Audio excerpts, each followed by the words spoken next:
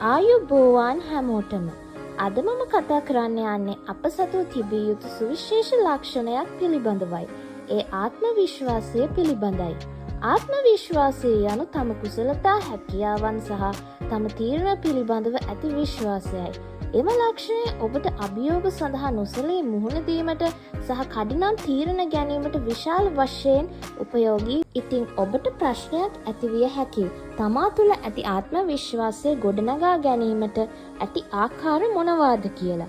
අප තුළ ආත්ම විශ්වාසය ගොඩනැගීමට තිබිය යුත්තේ තම කුසලතාවන් සහ හැකියාවන් පිළිබඳ පැහැදිලි දෘෂ්ටියක්, ධනාත්මක ආකල්ප ප්‍රගුණ කිරීම, බහුතර ශ්‍රණාත්මක මානසිකත්වයෙන් බැහැරවීම, තමා විසින් සකසාගත් කුඩා ඉලක්ක සඳහා කෙටි කාලයක් තුළ ළඟාවීම යන ආදියයි.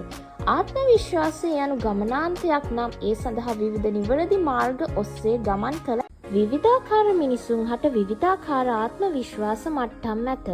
එය කෙසේ හෝ යම්කිසි කාර්යයක් සිදු කිරීමට තව අවම ආත්ම ශක්තිය යොදා එම මට්ටම කාලයත් සමග වර්ධනය කර. ආත්ම විශ්වාසය සහිත මිනිසුන් වීමෙන් අපට ඇති වාසිදායක තත්වයන් මොනවාද?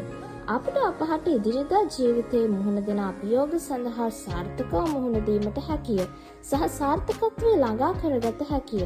එවැගේම අප තුළ ඇති කුසලතා හැකියාවන් පැකිලීමකින් තොරව වර්ධනය කරගත හැකිය. ඉතින් අප තුළ ඇති ආත්ම විශ්වාසය යන ලක්ෂණය තුළින් අන් අයට ඇති වාසිදායක තත්වයන් මොනවාද?